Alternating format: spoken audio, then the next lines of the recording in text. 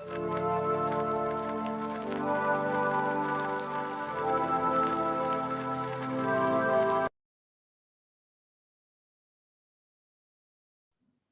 this is Mart from Mart's Movies Review. And today I'm going to talk about the movies of Paul Schrader. I'm going to talk about Blue Collar, Hardcore, and finally, American Gigolo. The movie Blue Collar is a great film. It's the directorial debut of Paul Schrader, who wrote Taxi Driver and Raging Bull for Martin Scorsese. He was a screenwriter in vogue in the 1970s. He had written a movie with his brother called The Yakuza, with his brother Leonard, The Yakuza, that became a film uh, that starred Robert Mitchum and directed by Sidney Pollack. And it's a great film about the Japanese gangs, and played out as a kind of a 1940s Western film noir, which Robert Mitchum was very famous for. Blue Collar is a great film. It's a story of three auto workers in Michigan, and they're just struggling to kind of pay the rent and pay the bills. And you got three actors. You got playing Yapa Koto, Richard Pryor, Harvey Keitel, and they're playing characters. Jerry is Harvey Keitel's character, and we have the characters Smokey Smoke, which is Yapa Koto, and finally we have Richard Pryor himself, with his character Zeke Brown, and it's a kind of a story about friendship inside the factory, the car auto industry, and also their friendship within the union and their dealings with the management. And some of them, they're struggling in their life. I mean, there's money. Smokey is kind of in the numbers game, and we have Harvey Keitel's daughter needs dentistry, orthodontist, and she can't really afford. He can't afford it, so he's struggling. He's trying to make more money, and people are doing second jobs and everything. And we have Richard Pryor then. There's some funny scenes with Pryor, but he's very serious as well. He goes up to he's unhappy with conditions at work in the union. He'd like to be the union leader himself, and he says like the plant that we're working in, the plant is like short for plantation. And he's given out, and he's talking about his locker not being fixed for 6 months, and he's got a sore finger. And there's a funny scene as well when a man comes to the door from the Inland Revenue, and he said, "This is the Inland Revenue," or he said, "Well, yeah, no, we don't want you. We don't want you." You know what I mean? He thinks he's some kind of pests coming to the door. Yeah, and there's funny shenanigans around there. Anyway, the lads anyway decide to get together and try and take money and try to make more money for themselves, and they find themselves in a kind of a comic situation where when they're trying to take more money, they find no money, but they find a ledger that has links for the union to the mafia, and they're thinking about using this against the union people to try and make more money for themselves, kind of have a ransom, have a kind of a blackmail going on. And then the scene plays out at the end, towards the end anyway. Basically what the movie comes down to is basically you can be friends, and then you can be friends within the union and be friends against management, but in the end, all the shenanigans will separate you and divide you and have people fighting amongst themselves.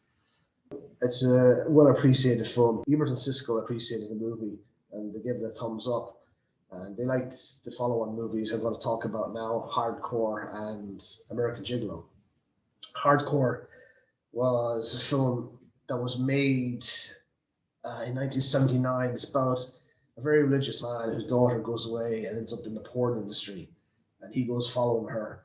And essentially, it ends up with George C. Scott caught up in another father-daughter relationship. He hangs out with some kind of porn actress, and he starts hanging around with her.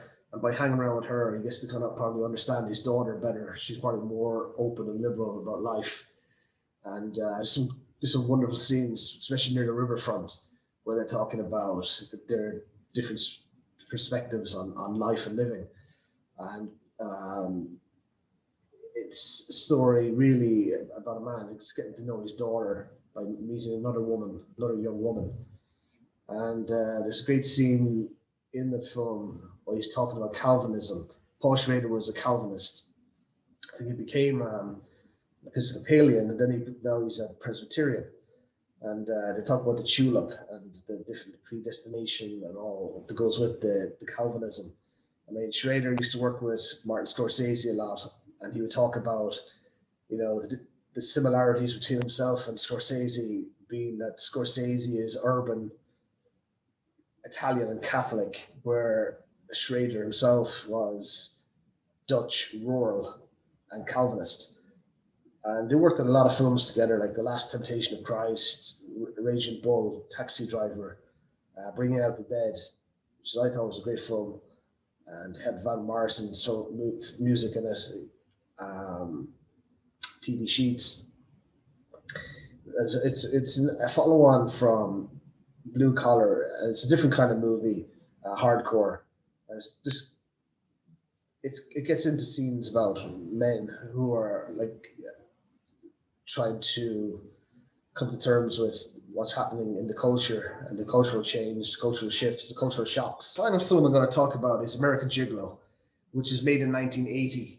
And it's what Paul Schrader called a surface movie. It's kind of everything's on the surface. You had Richard Gere in Armani suits driving sports cars with Laura Hutton, and he's an American, he's a gigolo, he's a male prostitute.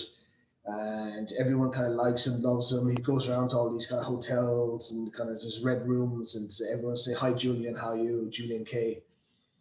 And he's basically a guy who's basically going off on all these women, and he goes away with all the women, and he's kind of having sex with all the women, but he doesn't really. I don't know if he doesn't believe in love, but he doesn't believe that love is something kind of that's distant memory to him. What happens is he gets, caught up in some kind of sleazy kind of crime, kind of sex crime with a woman and a man, and he gets implicated in the crime itself of murdering some woman. And Laura Hutton has to basically bail him out, and he goes through a lot of trauma through the film, and he understands then towards the end of the film when he's in jail and basically going down for it, and Laura Hutton becomes his alibi, and she's basically given up her life for him, and then he believes in love and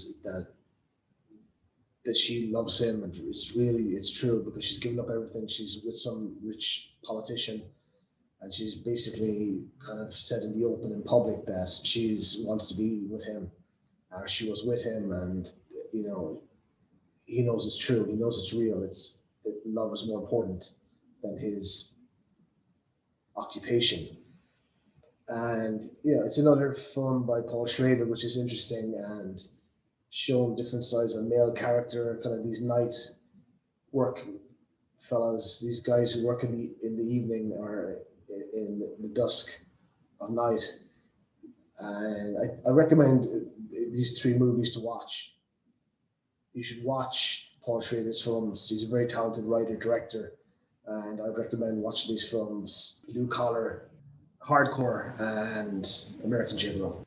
So from this review show of Paul Schrader's films, I'd like to thank you, and if you can like our page on Facebook, subscribe to our YouTube channel, that would be great, and I'll see you sometime soon with a new review.